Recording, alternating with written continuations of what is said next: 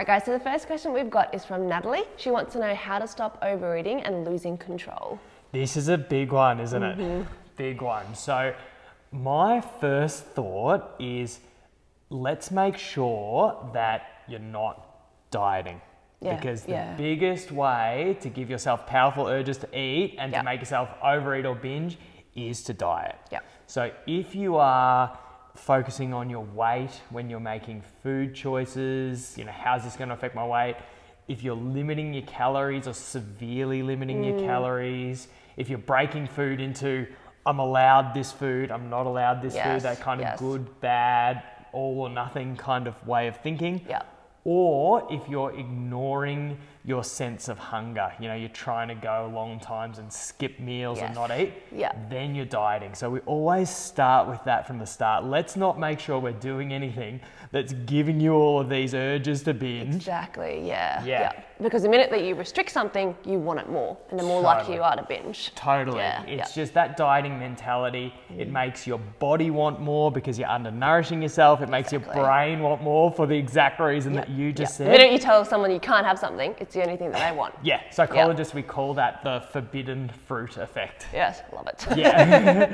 And so once we've done that, we've started with that foundation of making sure we're not dieting, because honestly, you know, I want to give you guys advice that will actually work for them. And definitely. If you are in that diet mindset, that's the first point of call, because if you are, none of the stuff I'm going to tell you now is actually going to work. So that's the first point of call. Second thing is, once we're over that mindset, then there are a million things you can do. So what can we do?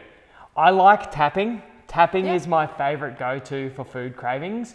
And we might provide some details on our website where you can go and you can check out the tapping process if you haven't heard of it. Sounds great. You probably know I'm going to say this. But I like mindful eating. Yes, so do I. It's really, really hard to mindfully binge on food. It's very hard to mindfully eat an entire box of chocolate. You can't do it. You can't do it. So even if you can incorporate a little bit of mindfulness into your eating, like noticing your hunger and fullness and seeing whether your body needs the food or not, savouring the food, because, you know, foods like, I don't know, chocolate, chips, ice cream, we love the taste of those. And they're so Moorish, like you just want to go back for more and more and more. They're designed to, you know, for you to eat really, really, really quickly and just eat more and more and more of. But because they're such high, and you'd be able to tell people about this from a nutrition perspective, that they're so high fat, salt, sugar. The nutrient density of the food is so high. So you're getting a lot of calories without getting a whole lot of nutrients out of the food. So these foods that we tend to binge on, I call them mind foods. These are foods that are not for your body. Your body doesn't need them. Obviously, your body will crave more nutritious foods. But because you don't need them for your body, they're not going to give you a lot of nutrition, like Leanne said. You just, if you acknowledge that you want them for your mind, savor them. So you don't need a lot of energy, you don't need a lot of calories, you just need to experience the taste, the flavor, and that's done through paying attention to the food. So, and often the sort of special sauce of this is that you'll end up eating a lot less and enjoying it a lot more. Just because that tiny little bit of the food is enough. You just have one bite or one spoon and you really savor it and you think, oh, that was amazing, and that's enough. People often say when they practice mindfulness, they might do it with a chocolate or something, and they'll say, this is the most delicious chocolate I've ever had in my entire life. Because it's a completely different experience when you really just pay attention. But you've probably eaten that chocolate hundreds of times before. You've just never really paid attention to eating the chocolate. So sometimes, of course, we overeat not for physical reasons, and not even because the food is there, or not even because we like it, but because we're emotional. So some research tells us that up to 70% of non-hungry eating is emotionally based. So it's really important to get in touch with your feelings. Because of course in those situations, if you're feeling, say, lonely or sad or frustrated, food is not going to fix it. It might help you feel a little bit better for a little period of time. Initially, just for a little bit. But then often those feelings come straight back. Yeah. And then you're annoyed at yourself. Yeah. So I call that double dipping on a bad mood. Yeah. It's like now I'm feeling just as bad as I felt before, Yeah. but I've got an extra dose of I'm feeling guilty or frustrated or kind of critical For of myself. eating that food that you know you probably shouldn't have eaten Exactly. in that amount. Yeah, because it's not going to give you what you need. Yeah. So the thing there is to get in touch with your emotions. And that sounds pretty hard to do. Yeah. But your emotions are in there.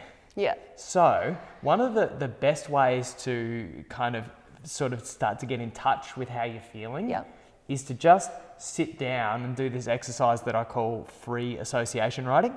Great. So psychologists, we love these big words, but all it means is you literally just sit down, take a few breaths, and you start to write. And you don't censor yourself, you don't have to write anything. Often my clients start by like writing, Glenn's making me do this stupid exercise. I can hear a lawnmower going outside. This is not. And then halfway down the page, they're like, I can't believe they said that to me. They always treat me like I'm the dumb one. It's like, oh. Yeah, and there's your emotions. There they are.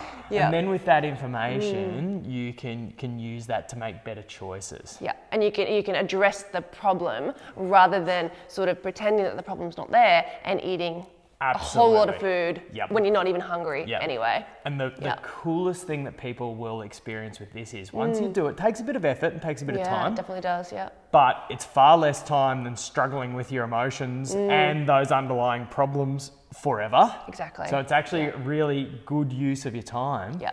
It's exactly like you said, that what happens is you actually get better and better at solving the underlying problems in your life.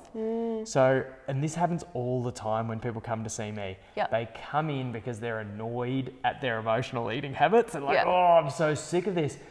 But as a result, they not only let go of those habits, but they actually learn to improve their life in really important ways. Yeah, definitely. Yeah. And address obviously things that are not quite right in their life as well. Absolutely. Areas of stress, or when you're bored or you're upset, or you know you're quite emotional. It's always you're emotional at something. Absolutely. And sometimes we just block that out and censor it out because a whole box of chocolate tastes so much better than actually addressing the root cause of the issue. And look, that's true. It is. We've got to acknowledge the reality that eating the whole box of chocolate, we probably know it's not going to be the greatest thing for you, but it is easier. So you do have to take that. You have to take that pause point. And the same with all of these alternative strategies. You have to use what I call the X factor. It's like that part of you that just knows that you can make that decision, and it's whether you call it discipline or motivation or willpower, whatever it is, it's that something that us health professionals, we can't do for you, but you can do it for yourself. Yeah, and every time you do it, it actually becomes easier every time after that. The first time you stop yourself and make yourself do Glenn's exercise will be the hardest time of potentially your whole life, and it gets easier every time after that. I had a little annoying thing that happened to me this morning. And not bragging, but it would normally take me probably 5 or 10 minutes to do this, maybe 15 minutes. So it might take you 10 to 15 minutes to do it at the start. It took me about 2 minutes. You get really, really good at it. You know, after a few goes, normally my clients can do it in under 5 minutes. Yeah, great. Very cool. So it's not a huge, part of your day, and it's something that you could do on the bus or at work or even in the bathroom if there's a big party at work and you just want to eat everything in sight because you're having a bit of a bad day. Just nip into the the bathroom or that sort of thing, take your notebook with you, and you can solve all your problems at once in under 5 minutes. And now, speaking of really simple solutions, and your water bottle is calling to us. It is. I asked my Facebook group audience what they do, and the biggest thing that they did as an alternative, and it's such an oldie but a goodie, was drink water. Drink water. Drink water as an alternative. So let's finish on let's recap. Don't diet. Otherwise, all these great ideas that we're talking about, they won't work for you. Exactly, because the minute you diet, the minute you want something more. And the minute that restriction happens. And so what you'll be doing then is just creating more cravings that then you've got to deal with using these strategies. You're making it harder for yourself. You make it harder for yourself. So let's not make it harder for ourselves. And then I think even if you need to replay this video and try and think, okay, we've come up with a lot of good ideas, which of those is going to be right for you? and then give it a go and let us know what happens. Yeah, definitely. Yeah, and just a quick little point to finish on, even if you feel like you really, really want to eat something, but you know that you've just had dinner or you've just had lunch, just take 30 seconds to ask yourself one simple question.